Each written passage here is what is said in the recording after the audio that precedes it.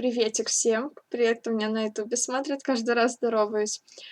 Мы завершаем наш интенсив.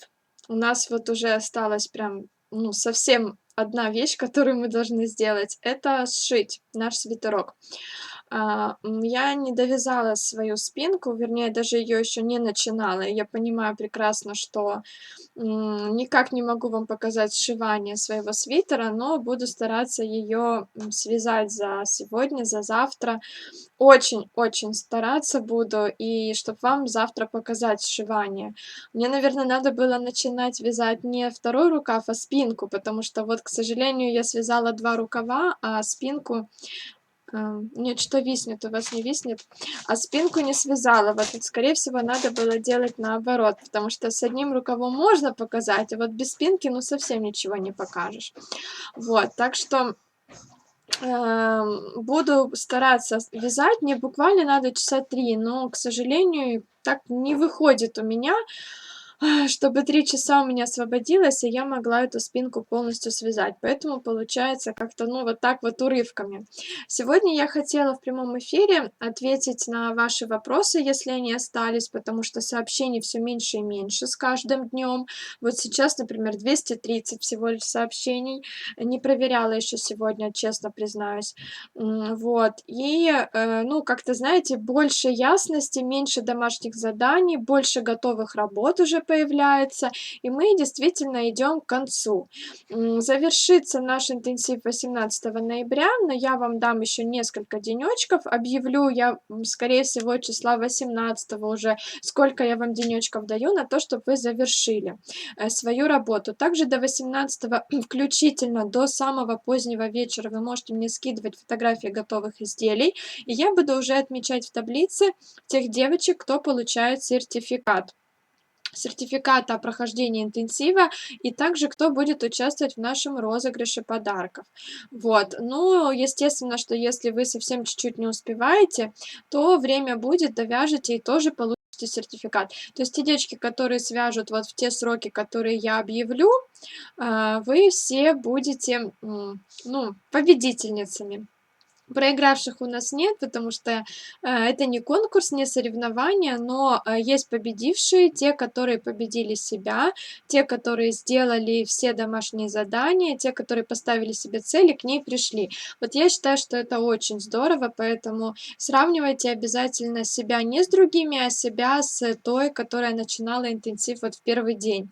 У меня очень много девочек, которые впервые вязали крупные вещи вместе со мной в интенсиве, и вот я надеюсь, что 18 я получу от них фотографию первого своего изделия, ну, то есть их первого изделия, связанного руками в течение 3 недель. Мне кажется, что 3 недели это очень такой хороший срок. Это не скажу, что это очень быстро, но в то же время это такой нормальный темп, в котором можно совершенно спокойно связать себе за год целых 3 недели, да, можете посчитать, сколько изделий. Целых 12 изделий, поэтому, мне кажется, темп отличный. Жду ваши вопросы, очень плохо слышно. Погромче включите, я громче кричать не могу. Приветик, Катя, я распустила же все, но уже спинку довязываю, думаю, до 18 справлюсь. Вот это очень хороший настрой. Молодец, Катюша. В новом свитере, да, свитер у меня, вот я, кстати, в чате тоже сегодня писала, свитер у меня из интенсива лапопеса. Мы с вами, помните, вязали лапопесу, есть у меня видео по этому свитеру, там их целая куча, 1 500 200 штук. Этих видео можете открывать и смотреть на моем YouTube-канале. Вот как раз я сегодня впервые одела этот свитерок, и мне надела, да, свитерок, и мне очень было тепленько в нем. Так что странно, что ноябрь, потому что, как правило, у нас все-таки в декабре такие вещи начинают носиться, но у нас холодно. Всем привет, ура, я сегодня закончила, уже сохнет. Отлично, отлично, Аня, я жду фотографию. Ну, может, ты уже скинула, я не знаю.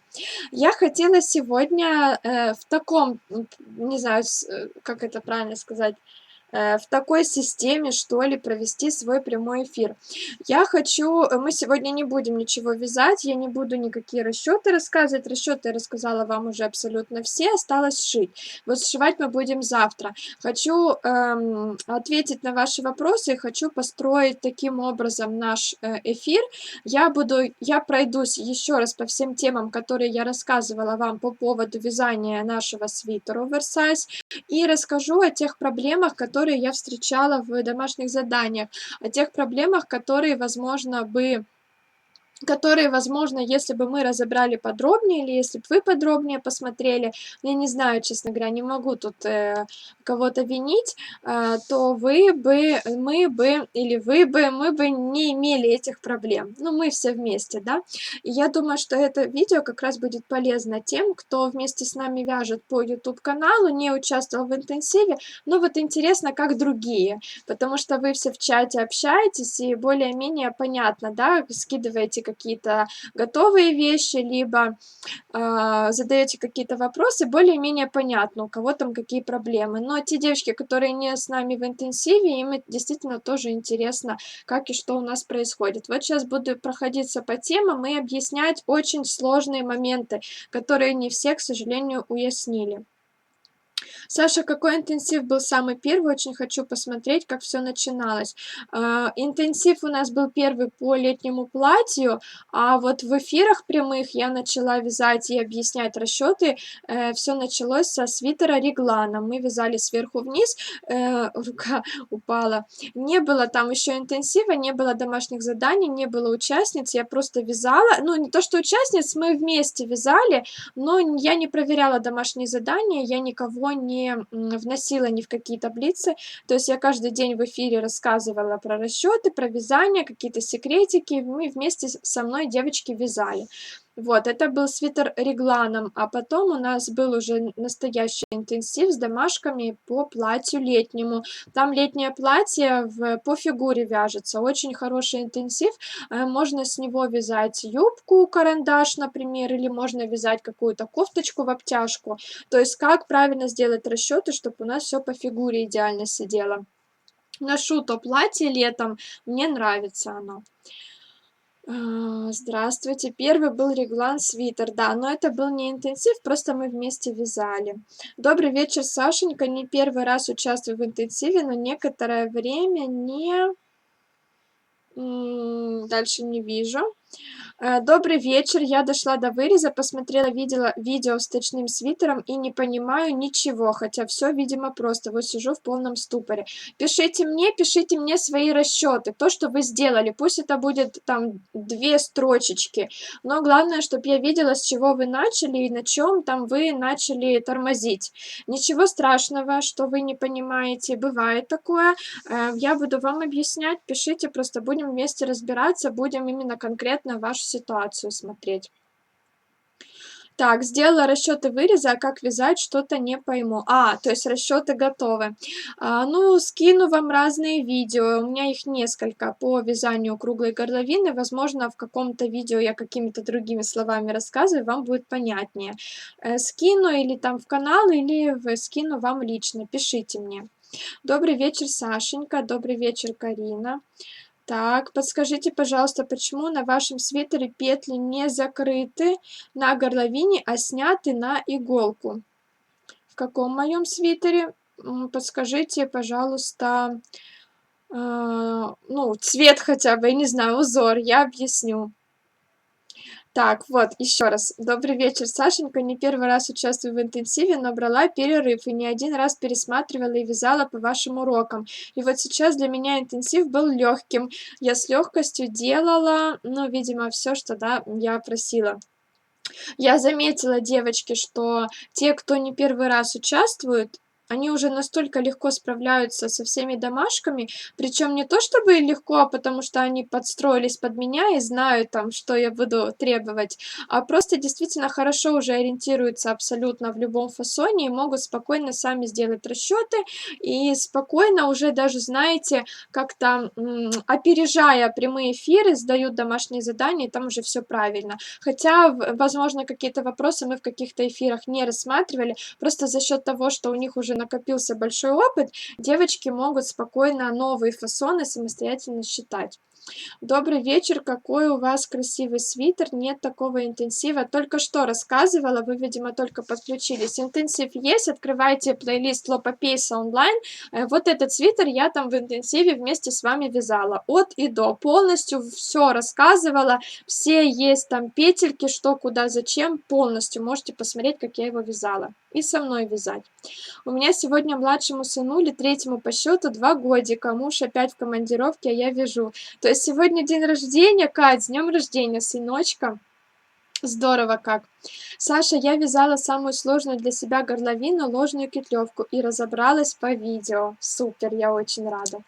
Так, расчеты по вашим урокам. Это вот с легкостью давались расчеты по вашим урокам. И теперь включаю голову, все прекрасно понимаю, осознаю, что я делаю, все это благодаря вам. Да, вот не знаю, не люблю хвастаться, но в то же время и люблю. Получаю, правда, много сообщений по поводу того, что после моих интенсивов все раскладывается в голове так, что любой фасон вяжется, и любые расчеты делаются, и все реально осознанно, то есть не просто под копирку переписывается все, что в журнале написано, либо все, что в купленном мастер-классе каком-то там в PDF формате, а просто самостоятельно под свою пряжу, под свои мерки делаются расчеты. Так, спасибо, Сашенька, вы фея. Спасибо, Наталья. Вчера в темно-сером, вот в этом, в синем. Я просто их не закрывала, петли вот тут по центру, то есть те петли, которые в вырезе круглом мы сразу в первом ряду закрываем, я их просто не закрывала, а перекинула на там какую-то иглу, вот на вот эту вот иглу, на булавку какую-то, не имеет значения, на нитку, просто чтобы мне потом легче было их вязать. Их можно просто закрыть, ну, то есть это не имеет значения, как вы закрываете их, либо вы их оставляете открытыми. Это те петли, которые у нас по центру в первом ряду в круглом вырезе.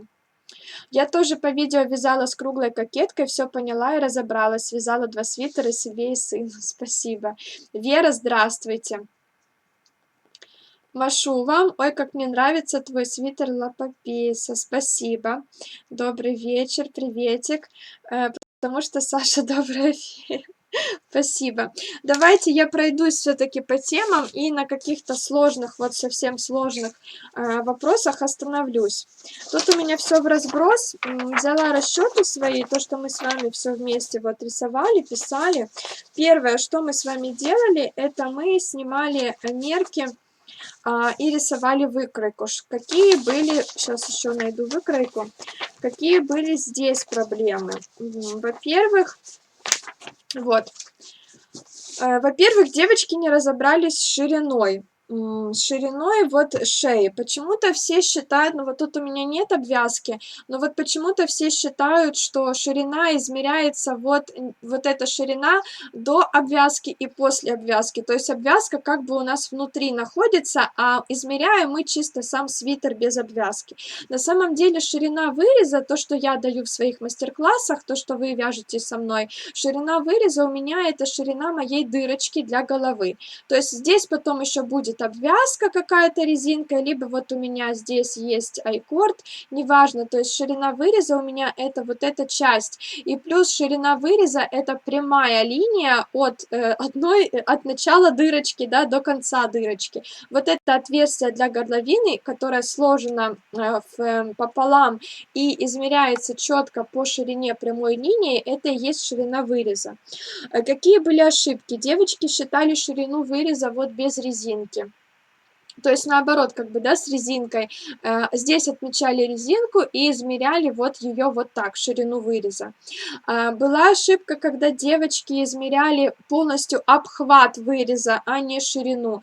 То есть брали свой какой-то свитерок, прикладывали сантиметровую ленту и вот так вот полностью измеряли. И там получали значения и 60 сантиметров, и 50 сантиметров, когда это очень много. Почему у нас пролазит голова? Тоже вопрос. Ширина выреза 18 сантиметров. Как же пролезет голова, если голова у нас там 56, предположим? Дело в том, что у выреза у нас есть еще глубина.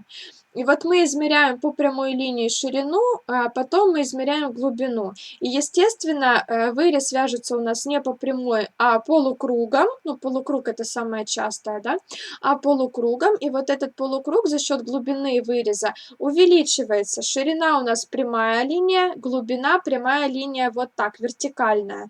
И за счет того, что у нас рисуется полукруг, голова наша спокойно пролазит.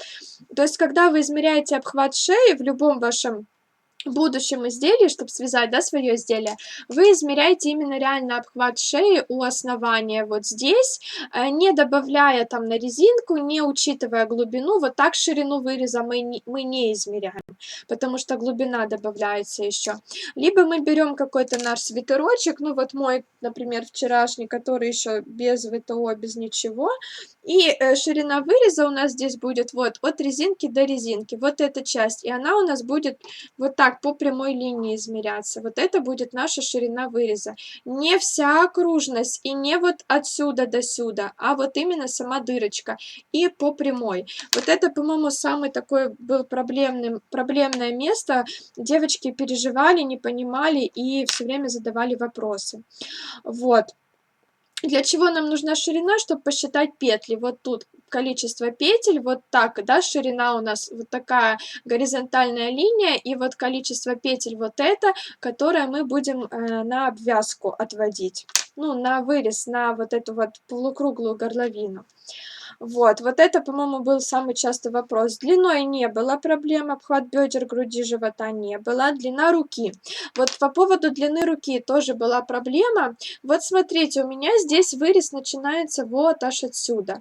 И длину руки я измеряю именно с того места, где хочу, чтобы у меня начинался вырез, либо начинался свитер. Вы сначала измеряете обхват шеи, например, не хотите добавлять прибавки на свободное облегание, то есть не делать вырез широким, и у вас обхват шеи вот остается вот таким. Тогда вы отсюда же измеряете длину вашей руки, вот так по плечу и вниз.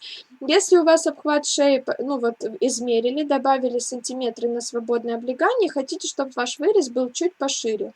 Вот он у меня чуть пошире, он не у основания шеи, он уже на плечо заходит. Тогда длину руки или длину рукава вы измеряете именно от этой точки. Вот тут посмотрите, сколько лишних сантиметров. Вот если вы измеряете отсюда, то у вас просто не сойдутся мерки, не сойдутся желаемые размеры с результатом. И вот поэтому длину руки мы измеряем именно с той точки, где у нас будет вырез начинаться. Вот так. Запястье, плечо проблем не было, обхват запястья, обхват плеча, и глубина выреза тоже проблем не было. Дальше, после того, как мы с вами сняли мерки, нарисовали выкройку, сейчас почитаю. Сашенька в лапопесе из интенсива, да. У меня свитер, сейчас я выключу уведомления. У меня свитер уже сохнет, спасибо Саше. Ой, Маша, очень рада. Добрый вечер, довязываю спинку, ребенок приболел, завтра планирую за рукава приниматься. Хватит времени вам, хватит. Так, прочитала. Отлично. Дальше мы с вами вязали образцы. Вот здесь, честно говоря, вырез и образцы — это, ну вот, самые две проблемные темы, самые-самые, причем из интенсива в интенсив это идет. Образцы, для чего мы их вяжем, и для чего мы делаем влажно-тепловую обработку образца. Вот это вот, я не знаю, прям вот хочется отдельный эфир по этому поводу провести, чтобы еще раз вам объяснить. Влажно-тепловую обработку образца мы делаем для того, чтобы понять, как себя пряжа поведет после ВТО, после стирки, в процессе носки, и чтобы не получилось так, что вы связали образец, сделали расчеты, а потом ну, связали свитер, постирали, и он увеличился у вас в размерах, и вам пришлось целый свитер перевязывать. Вы делаете образцы, вы стираете их, делаете влажно-тепловую обработку, а затем по этим уже образцам после ВТО вы делаете расчеты на свое изделие. И тогда после того, как вы свяжете свой целый готовый свитерок и постираете его, у вас свитер будет нужного вам размера. Вот ВТО образцов делаем обязательно. Я очень замечала много раз, что девочки халтурят. Скидывали мне образцы просто на спицах, я понимаю, что на спице ВТО вы точно не делали. То есть либо вы вообще ВТО не делали, либо вы просто потом его сделали. Сначала мне скинули, а потом сделали. Очень хочется верить, что это так, но не уверена я, что все вы не поленились и постирали ваши образцы. Вот. А потом, что еще могло случиться?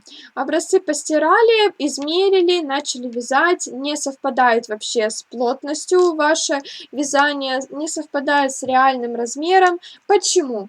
Потому что образец у вас постиранный, и пряжа у вас уже раскрылась, она там, не знаю, растянулась, например, в ширину, а ваше полотно вязаное, там спинка, например, вы вяжете спинку, но она вообще у вас по сантиметрам никак не совпадает с желаемым размером. Это все потому, что она без ВТО. Вот когда вы сделаете влажно-тепловую обработку спинки вашей, и если у вас плотность совпадает с плотностью образца, тогда она будет идеально нужного вам размера. Может случиться такое, что плотность образца одна, вы там вязали петельки, старались, там, например, пряжа новая, еще как бы не вошли в темп, одна плотность. Когда вы начали вязать спинку, ваши руки разработались, темп вот наработали вы, и дальше у вас пошло вязание быстро, и плотность поменялась. Вы либо вяжете более рыхло, либо вы затягиваете ниточку, петельки, и меняется плотность. В образце плотность одна, а в вашем вязаном изделии плотность другая. И даже после ВТО все равно получилось не того размера, что вы хотели. Здесь какие могу дать рекомендации? Только вязать образец побольше, чтобы были расчеты точнее. И следить за собой, контролировать свои действия, не расслабляться сильно, а именно когда вы вяжете, смотреть, насколько сильно вы там затягиваете или растягиваете, ослабляете вашу рабочую нить. Я скажу честно про себя. У меня была проблема, у меня гуляли петли, это было давно, но это не то, что, знаете, дано от природы. Гуляли петли, и при этом, знаете, вот была видна рядность, изнаночный ряд я вязала более слабо, лицевой потуже, и это прям вот полосками на лицевой глади было очень заметно. Это была проблема для меня номер один, потому что я не могла сдавать такое вязание заказчице, я распускала, перевязывала, опять не получалось, и, в общем, пока я не начала себя контролировать, вот прям каждую петельку, пусть это будет более медленно проходить, но я контролировала свою каждую петельку для того, чтобы, не дай бог, не было этой рядности.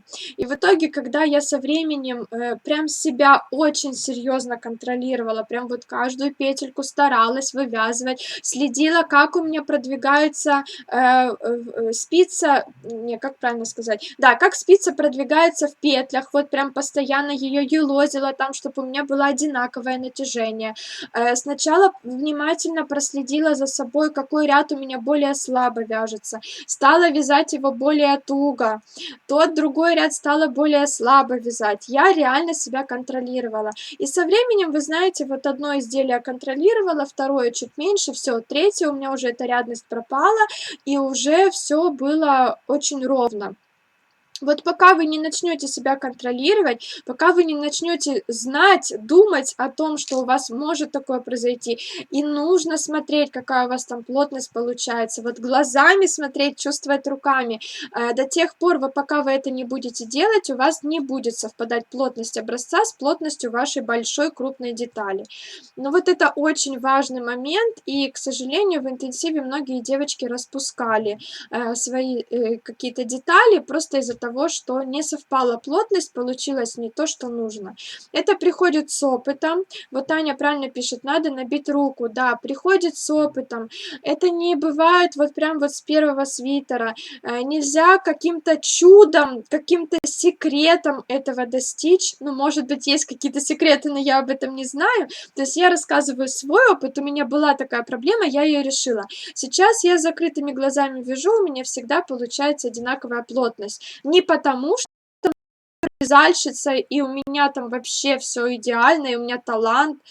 Просто нет, не поэтому. Просто потому, что я научилась вязать ровно. Научиться можно вязать очень много, контролировать себя и не отчаиваться, не бить себя по рукам и не говорить, что у меня руки из одного места растут, а стараться, вот прям реально стараться.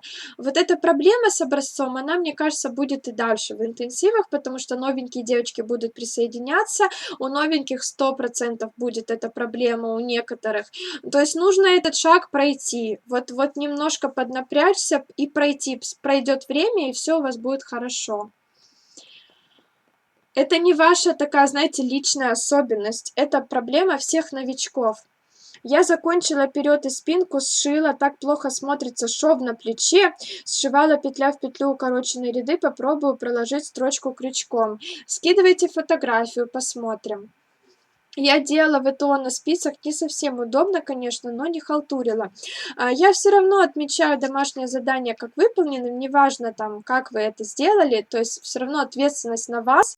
Я говорю, как делать надо, а кто делает, молодец, кто не делает, то, повторюсь, ответственность на вас. Вот, просто даю сейчас совет, что если вы думаете, что вы сэкономите время, не сделав ВТО образца или вообще не связав его, а взяв просто сразу спицы, которые указаны на этикетке, и вы думаете, что вы сэкономите время, нифига вы его не сэкономите. Потом вы будете недовольны своим готовым свитером. Да, может случиться, что вы так попадете четко в плотность, и вам все понравится, а может и нет. Не всегда так бывает, и вы потом будете недовольны своим свитером, вы потом будете распускать, либо вы его просто не будете носить, и кому-то придется отдать, подарить. Вот. А всего лишь нужно было потратить 10 минут, чтобы связать образец. Решайте тут сами, вам это нужно потом распускать все изделие, или все-таки лучше 10 минуточек на образец потратить. Так, это опыт. Лет 5 назад то же самое было. Да, вот мне кажется, у многих это было, что вот плотность была разная, петли гуляли, была вот эта рядность в лицевой глади. Я плотность на палантинах и пледах отработала. Больше практики, да, да, больше практики. Главное, натяжение нити должно быть одинаковое, и за этим нужно тщательно следить. Вот моя любимая фраза, кто со мной давно, тот знает, кто недавно, то я думаю, что запомните и будете пользоваться. Включайте голову. Моя любимая фраза. Она реально работает. Как только вы перестаете тупо выполнять все, что вам дает мастер, там, учитель, и включаете голову и начинаете самостоятельно планировать, прогнозировать, анализировать то, что вы делаете, сравнивать там то, что у вас было и что, например, сейчас вы делаете, и тогда придет лучшее понимание. Вот в практической деятельности, в вязании то же самое. Анализируйте каждый ваш ряд, каждую петельку, возможно, спицы вам не подходят, и обязательно смотрите на то, что вы делаете руками. Не вяжите так, не глядя. Анализируйте и пытайтесь выровнять ваши петли. Приветик, Татьяна. Вы сегодня будете свой свитер сшивать? Нет, не буду. Я об этом писала и в своем профиле Инстаграм, и в начале эфира говорила, и вчера предупреждала, что если не успею связать, сшивать не буду. Так, следующее, что мы с вами делали, связали образец, сделали его ВТО, измерили его. Помним, да, образец мы измеряем обязательно целиком. Не пытаемся там в 1 сантиметре петельки найти, либо там в 10 петельках сколько сантиметров. Связали образец на 30 петель, вот все 30 и измеряете. 2 кромочные не трогайте по бокам, первый ряд наборный и последний ряд закрытия не трогайте, а все рабочие петельки все измеряете, и плотность вашу так и записывайте. 30 петель, 20 сантиметров. Не пытайтесь там 10 петель, прошу вас. Были тоже такие случаи, когда образец я вижу вот такой здоровенный, вы же для этого здоровенный образец и связали, чтобы у вас плотность была более точная, расчеты более точные, ваши измерения более точные. Вот такой здоровенный образец связали, а измеряют вот так, 10 на 10 сантиметров. Неправильно это, ну я не скажу, что неправильно, но более точно, чем больше петель, тем более точно. Вот так. Еще я не люблю, когда записывают, переводят плотность, одна петля столько-то сантиметров, один ряд столько-то сантиметров. Не люблю, потому что вы можете округлить слишком много, вашу вот эту вот одну петлю, у вас там, например, получится одна петля 1,528 там тысячных сантиметра, и вы 1,5 записываете, а вот эти 28 малюсенький кончик не записываете, и когда у вас в круговую там 100 петель, предположим, даже и больше бывает, там и 120 петель, вот эти 28 хвостик вот этот, это возможно еще дополнительно 3-4 петельки будет. 3-4 петельки это возможно тоже там пару сантиметров, ну 3-4 нет, но пару сантиметров может быть какая-то неточность, и у вас будет не так точно полностью потом готовое изделие связано, чем если бы вы взяли вот полностью все свои петли и все свои ряды. Замечаю, что округляют прям очень много, и хвостики вот эти теряют, а на этих хвостиках, когда много петель, вы можете потерять и те драгоценные сантиметры и в высоту, и в ширину. Поэтому берем большой образец, измеряем все рабочие петли и все рабочие ряды. И так и записываем 30 петель, 20 сантиметров. Если у вас получается 25 сантиметров, записывайте 25. Тоже сантиметры не округляем. Чем больше вы запишете вот этот хвостик в сантиметрах, сколько у вас там получилось, тем точнее будут ваши расчеты. Чем больше петель в образце, тем точнее ваши расчеты. Привет, Саша, сшила айкорд, как ты сказала, все получилось, спасибо. Ой, это который уголочек, да, вот на уголочке, я правильно поняла? То есть, если набрали 80 петель, ширина 50, а измерить нужно 78, то есть без кромочных. Да, с ними, да, без кромочных. Набрали 80 петель на образец, измеряете только 78. Правильно, и в высоту точно так же. Так, дальше мы делали расчеты. Ну, честно говоря, с расчетами проблем вот не было. Ну, вот как-то, по-моему, ни у кого не было никаких проблем с расчетами по кругу, с расчетами, когда поворотными рядами вперед и спинку вязали. Единственное, что были проблемы, когда у вас в расчетах, сейчас я найду, это вот мои образцы, еще по поводу количества образцов. Проблемы с расчетами были тогда, когда у вас посередине была коса, или посередине у вас был какой-то, не ажур, забыла слово, раны какие-то, косички, а спинка была лицевой гладью, например, связана. Вот тоже была такая проблема, ну, невнимательность, мне кажется, потому что я это очень сильно так, вот прям сильно вам в голову вдалбливала. Смотрите, когда у нас есть по переду араны или какая-то коса, спинка лицевой гладью и есть еще резинка, мы вяжем образец с лицевой гладью и мы вяжем образец с аранами. На резинку, и резинку, кстати, вот в образце тоже очень частая ошибка, если вам нужен отдельный образец с резинкой, резинку всегда измеряем в растянутом состоянии, измеряем, нету тут моего образца рядышком, я уже их закинула туда, в свою корзинку. Измеряем мы образец с резинкой не в спокойном состоянии, а растянув. И растянув до той степени, чтобы были видны изнаночные петельки. Резинку всегда измеряем в растянутом состоянии, неважно для чего она вам нужна. Если вы резинку измерите в спокойном состоянии, у вас получится слишком много петель на резинку, а дальше на араны петель меньше. Потом, после ВТО или когда вы постираете свитерок несколько раз, ваша резинка со временем растянется. Резинка имеет свойство растягиваться все равно. Растянется резинка, она у вас будет как такой воланчик, как юбочка, как оборочка. А косы, вот которые у вас здесь по переду, они будут сохранять свою ширину, они не растягиваются. И получится у вас такая баска даже на свитерочке снизу. Поэтому, чтобы правильно сделать расчеты, наперед и на спинку для резинки мы считаем количество петель по лицевой глади, которая будет на спинке у вас, предположим, да? Вот. Или если у вас коса по центру, тут и тут лицевая гладь, то измеряем мы лицевую гладь и считаем количество петель на резинку по лицевой глади. На спинку и наперед на резинку у нас одинаковое количество петель всегда. В любых свитерах, в любых случаях случаях наперед и на спинку образец, не образец, количество петель на резинку у нас одинаковое. Дальше, после того, как мы делаем, связали резинку, делаем расчеты на вот здесь на раны. На раны у нас всегда петель больше, чем на резинку. На любые раны, на любые косы, на какие-то сложные узоры с переплетениями у нас всегда петель больше, чем на резинку.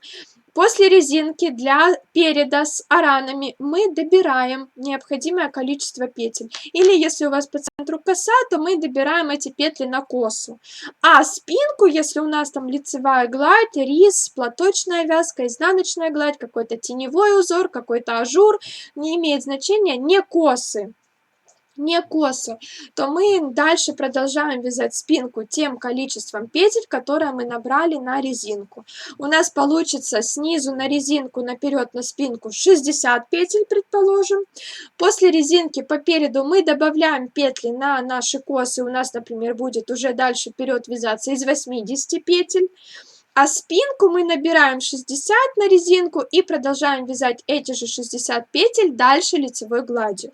Здесь у нас на плечах будет разное количество петель по переду и по спинке. Это нормально. У меня есть видео по свитеру с вточным рукавом, там я показываю, как сшить правильно плечи. Если по переду у вас, предположим, плечо 30 петель, а спинка плечо 20 петель. Вот это тоже была частая ошибка, очень частая. По поводу количества образцов, какое мы вяжем. Если у нас есть в узоре, в нашем свитере лицевая гладь, рис, изнаночная гладь, теневой узор, платочная вязка, ажур, мы для резинки набираем такое же количество петель, как и для этих узоров. То есть образец с резинкой мы не вяжем. Мы вяжем образец на вот эту лицевую, изнаночную гладь, рис, теневой узор, платочную вязку, ажур. И дальше вяжем образец для косы, если у нас есть коса. Если у нас косы нет, мы резинку набираем таким же количеством петель, что и вот эти перечисленные мной узоры. Вот это, думаю, понятно. Напишите, понятно ли по поводу вот этих расчетов. Вот это единственная была проблема, когда непонятно, как это так на спинку 60 петель, а наперед 80, а резинка и там 60. Непонятно. На самом деле все правильно. Вот я могу вам даже еще зарисовать, чтобы вы еще раз это уяснили. Вот у нас резинка, это у нас спинка. Дальше у нас снова резинка, это у нас вперед, и по переду у нас идут косы. Понятно, вижу. Вот на резинку мы набираем и на спинку, и наперед, предположим, 60 петель.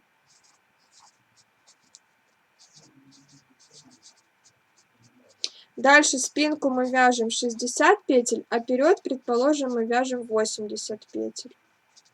Сейчас я вам покажу. Ну, в зеркальном отражении, но я думаю, что вы увидите. Вот, у нас спинка с резинкой и лицевой гладью, вперед с резинкой и с косами. Предположим, на спинку мы набираем 60 петель на резинку, наперед 60 петель. Спинку дальше мы продолжаем вязать из этих 60 петель, а вперед для переда с косами мы добавляем необходимое еще количество петель, потому что мы сделали расчеты, и продолжаем вязать уже 80 петель. Вот так у нас спинка вперед выглядит. На ютубе еще покажу, чтобы было лучше видно.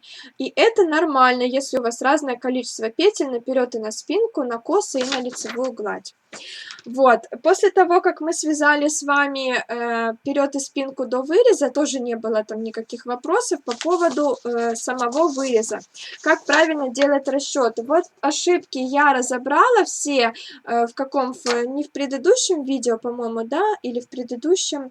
Вот у меня, когда мы начали вязать, да, когда мы начали, по-моему, вязать вырез, обвязку делать выреза, я вот рассказывала ошибки, как неправильно делать расчеты в круглом вырезе и как правильно. Останавливаться на этом не буду, посмотрите предыдущие видео, там вот есть все это мое объяснение. С вырезом было много проблем, и не все поняли, как правильно вот этот полукруг сделать аккуратный. Но в целом ошибки я исправляла, и в целом потом в итоге все получилось. Если английская резинка или патентная, то на резинку 1,1 надо меньше? Нет, нет, не надо меньше. Набираем такое же количество петель, сколько и на резинку. Просто, чтобы у вас, вот как у меня было, резинка у вас будет чуть поуже, нижняя, а дальше резинка основного узора будет чуть пошире. Но набираем на английскую резинку, на патентную, полупатентную, там, какую хотите, столько же петель, вот дальше сколько и на маленькую резинку. То есть на маленькую резинку нижнюю мы считаем петли по основному узору, набираем их, а дальше продолжаем вязать этим же количеством петель, не делая никакие прибавки. Вот так это выглядит. Тут одинаковое количество. Почему так? Потому что, видите, чтобы дорожка из лицевых петелек у нас плавно переходила в дорожку из лицевых нашей полупатентной или английской резинки. Вот у меня с этой стороны английская резинка. Вот, видите, тоже дорожки из лицевых аккуратно переходят в дорожки на английской резинке. Так, лучше всего резинку вязать вниз от основного узора. Не поняла, что значит вниз. По вырезу я рассказывала, ошибки повторяться не буду. Дальше у нас с вами были рукава. Санек так смеется, разговаривает по телефону. Слышите вы, интересно или нет? Скос плеча. Со скосом плеча вообще никаких проблем не было. Ни у кого ни разу я не видела никаких проблем. По-моему, скос плеча поняли все отлично.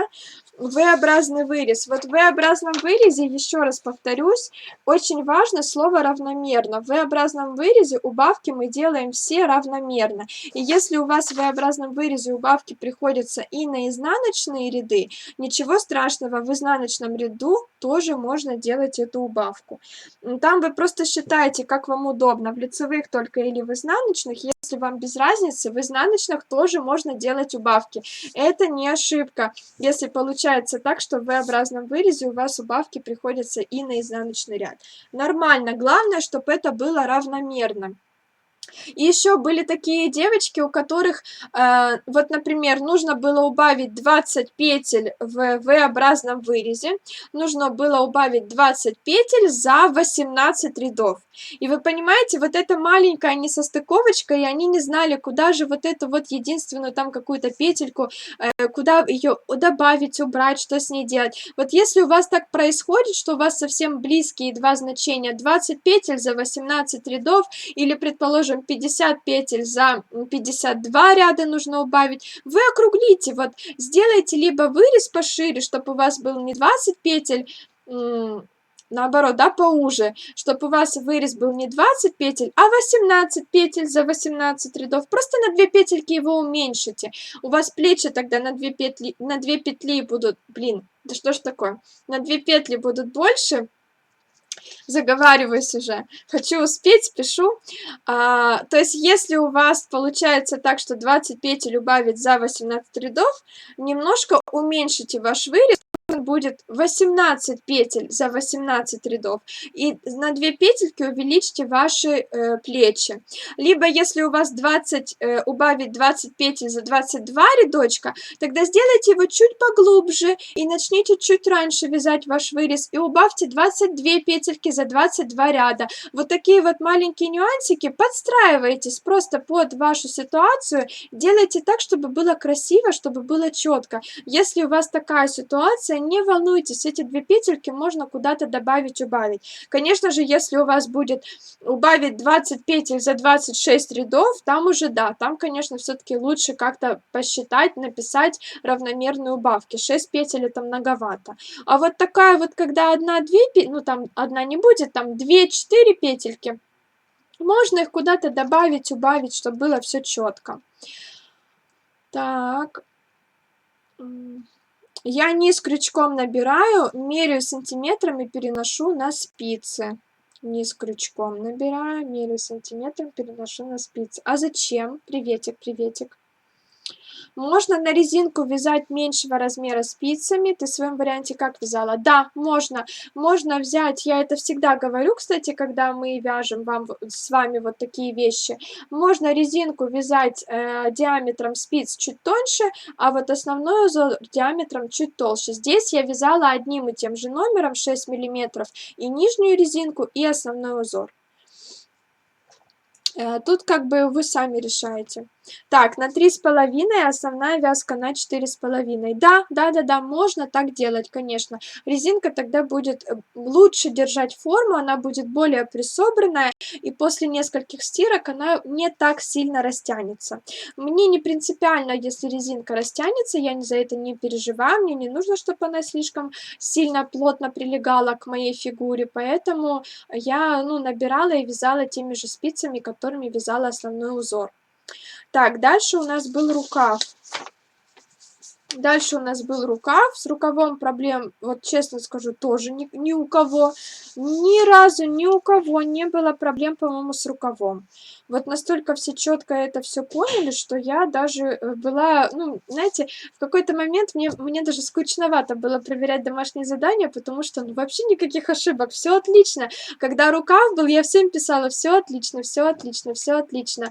То есть вроде как девочки освоили, как правильно посчитать прибавки или убавки, как правильно набрать петли, вот если вы хотите набрать петли из проймы и вязать рукав сверху вниз, тоже все было нормально. Вот даже не знаю, что по этому поводу сказать. Если у вас будут какие-то вопросы, пишите. Я вроде рассказала все такие, то, что хотела очень сильно рассказать, все проблемные места. По поводу обвязки выреза, но еще не все вырез обвязали, я поэтому не могу еще сказать, какие там были ошибки, сложности. А по расчетам все нормально. По поводу сшивания еще и влажно-тепловой обработки. Если вы вязали все детали отдельно, вот у вас есть 4 детали, спинка, перед и 2 рукава. Вы после того, как их связали, вот как у меня, видите, отдельно, мы делаем ВТО. Делаете влажно-тепловую обработку точно так же, как вы делали ее образца. Просто мочите в теплой водичке, раскладываете на горизонтальной поверхности, меняя полотенце частенько, чтобы все время на сухом полотенце лежало. Раскладывайте, обязательно берете сантиметровую ленту, обязательно берете вот этот ваш листочек, вот здесь, где у вас расписаны размеры свитера, берете его, берете сантиметровую ленту, берете вашу мокрую деталь, разложенную на полотенце, и полностью все вот эти размерчики вашего свитера вы измеряете. Если у вас слишком широко разложилась ваша деталь, вы ее присобираете аккуратненько. Если слишком узко, тогда вы чуть подрастягиваете. Я всегда говорю, что вязаное полотно мокрое, которое лежит на полотенце, оно как пластилин. Из него можно лепить все, что угодно. И если вам нужно немножко подрастянуть, вот подрастяните, оно высохнет у вас в таком состоянии. Если вам нужно немножко его сузить, вы немножко так его присоберите, пальчиками аккуратненько так разложите, и оно у вас так высохнет. И оно у вас высохнет так, что не будет слишком широким, например. Если вы вязали, например, вперед и спинку по кругу, затем сшили плечи швом петля в петлю, потом еще набрали петельки с рукава и провязали рукав сверху вниз, тогда вы делаете полностью влажно-тепловую обработку вот этой одной вашей детали. Одна ваша деталь это будет вперед спинка вместе со сшитыми плечами и уже привязанные рукава. То есть мы делаем влажно-тепловую обработку перед сшиванием. Но вот этот шов петля в петлю, который я показывала на лицевой глади, он не стягивает полотно, поэтому его можно сделать до влажно-тепловой обработки. Делаем влажно-тепловую обработку перед теми швами, которые полотно стягивают. Когда вы вставляете новую ниточку в иглу и начинаете реально сшивать две какие-то детальки, не имитируя какой-то новый ряд, не имитируя ваши петли, а вот прям сшиваете каким-то трикотажным швом или матрасным, неважно каким. Вот влажно-тепловую обработку вам нужно делать до этого маневра, потому что такой шов, он стягивает полотно. И если вы сначала сошьете таким образом, а потом сделаете ВТО, вполне может быть, что ваша пряжа раскроется, деталь растянется, а шов будет держать ту вашу длину, которая у вас уже есть, потому что вы уже сшили, ниточку закрепили, и все. И получится, что, например, боковые швы у вас короче, чем вперед и спинка, потому что вперед спинка под своим весом у вас вытягивается в центре, например, вот тут вытянулась, на спинке вытянулась, а боковые швы держат. И у вас получится вот такие вот, как, не знаю, такая полукруглый вперед и полукруглая спинка, это будет не очень красиво. Поэтому сначала делаем ВТО, а потом сшиваем. Но если мы сразу набирали петли из проймы, можно сделать ВТО после того, как вы свяжете рукава. И если у вас шов петля в петлю горизонтальный на лицевой глади, который не стягивает полотно, а имитирует еще один дополнительный ряд, тогда с этим швом вы можете делать влажно-тепловую обработку. Он ничего там не держит, он просто соединил две детали аккуратно и готово. Стягивает только тот шов, который не имитирует ваш ряд, который реально закрепляет, соединяет две детали вот просто ниточкой с иглой. Фух, думаю, что это понятно. Если вопросы есть, пишите. Так, сижу, вяжу рукава и забыла, что можно прямой смотреть. Смотрела в записи прошлые эфиры сейчас. Конечно, да. У нас же сейчас эфир. Юху, добиваю спинку, завтра вырез добью. Я жду фотографию. Жду фотографию. Ура, закончила рукава, осталось только сшить. Я рада, очень рада получать готовые ваши свитерочки. Потихоньку буду уже публиковать готовые ваши изделия в наш закрытый профиль Инстаграм. Вы, девочки, обязательно публикуйте ваши работы под хэштегом «Саша нас плохому не научит» в одно слово. Проверьте еще написание хэштега, не все почему-то правильно пишут. Чтобы другие девочки тоже могли зайти, посмотреть ваши работы, прокомментировать, пролайкать вас. Очень интересно, когда все работы под одним хэштегом собраны. Саша, как вы спинку закрываете, если без обвязки? Вот просто самым обычным способом я закрывала так образец. Если хотите, посмотрите видео с образцом, я там показывала, как я ее закрыла, как закрыла образец. Также есть еще у меня видео по вязанию свитера регланом. Там мы вязали первый рукав, и там такое видео есть, как аккуратно или как красиво закрыть петли. Сейчас я найду канал. Я скидывала в канал Telegram это видео. Как оно там называется у меня?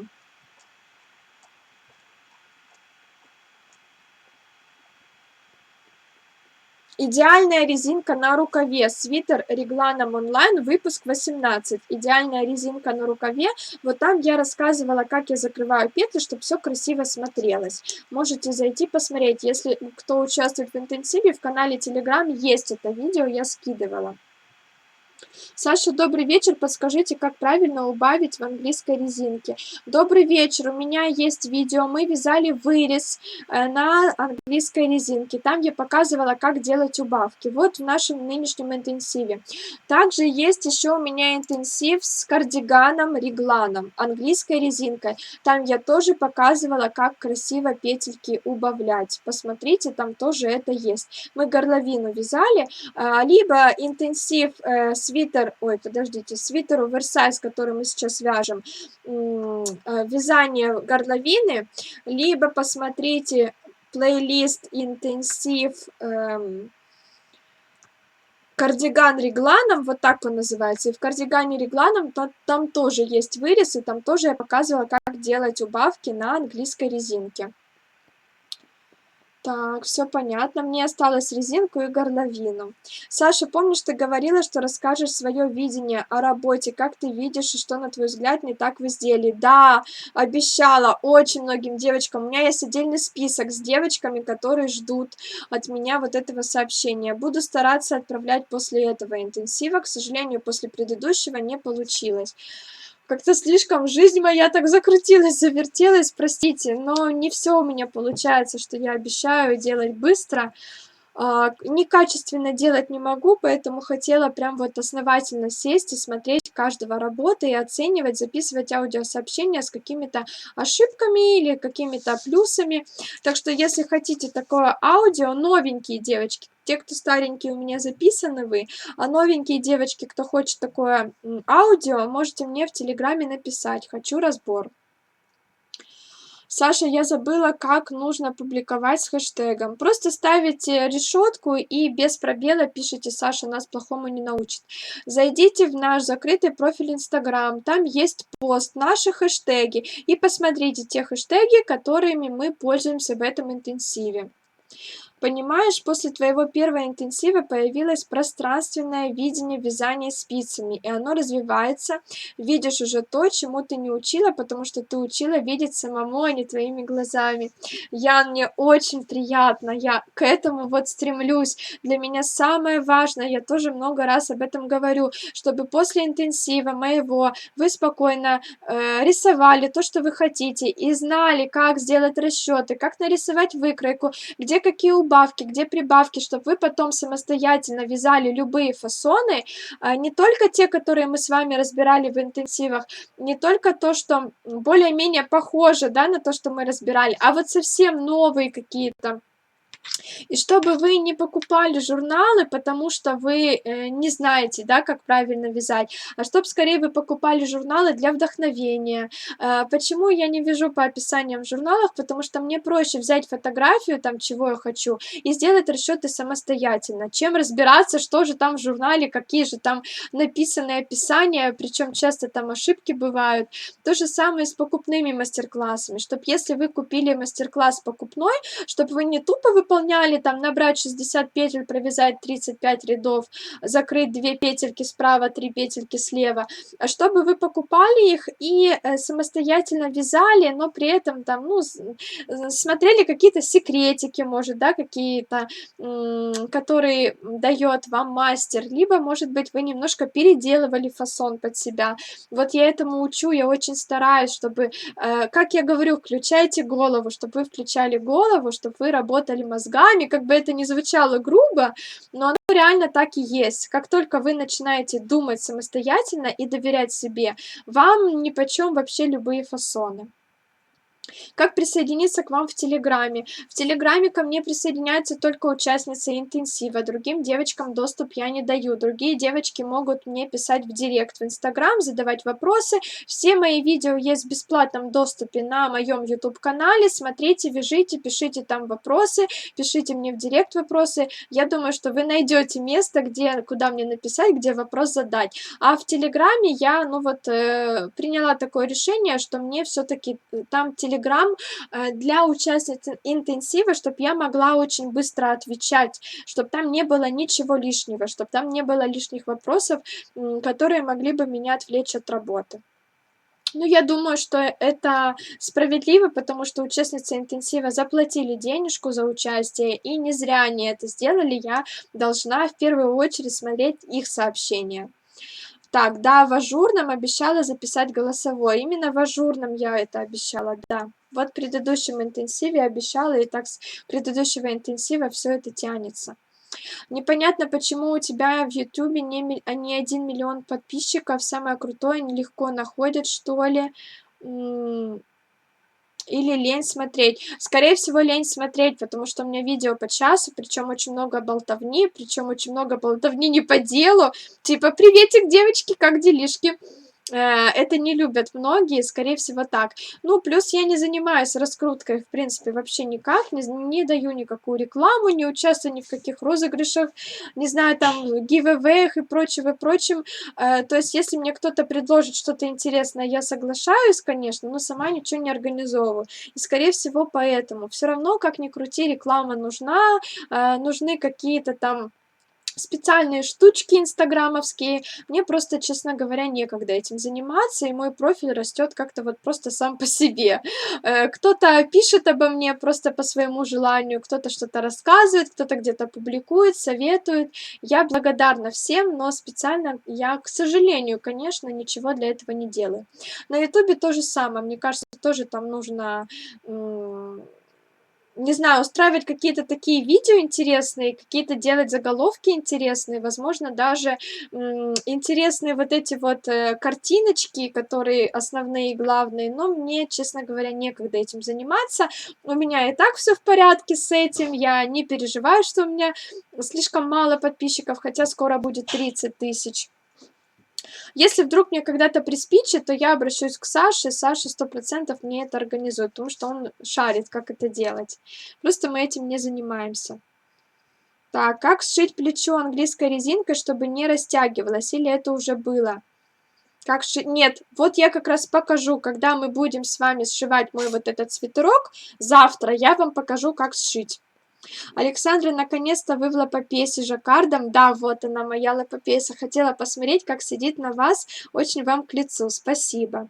Не только лень смотреть, но включить голову. Да, проще взять готовые расчеты, набрать 30 петель и вязать, чем вот это вот все. Вы представляете, сколько тут всего надо сделать, чтобы связать одно изделие? Лучше купить за 300 рублей мастер-класс и вязать не парясь. Поэтому мои видео не для всех. Ну, ничего страшного, я не хочу быть как все, я хочу идти своей дорогой, и моя дорога мне нравится. Саша, твои уроки это как целые обучающие курсы по вязанию. Если пройдет лет 5 после начала интенсивов, можно смело говорить, что я окончила универ по вязанию, моя личная пятилетка, да. Рукава связать успейте, успейте. Им кажется, что там типа вода и нет полезного, а там же кладезь, да. Когда интенсив заканчивается, мы исчезаем автоматом из Телеграма. Нет, нет, вы не исчезаете в Телеграме, из Телеграма не удаляю. Все прочитала, всем пока, до завтра. У меня закончился уже эфир закончился, не успела попрощаться. Все, пока, до завтра, девочки.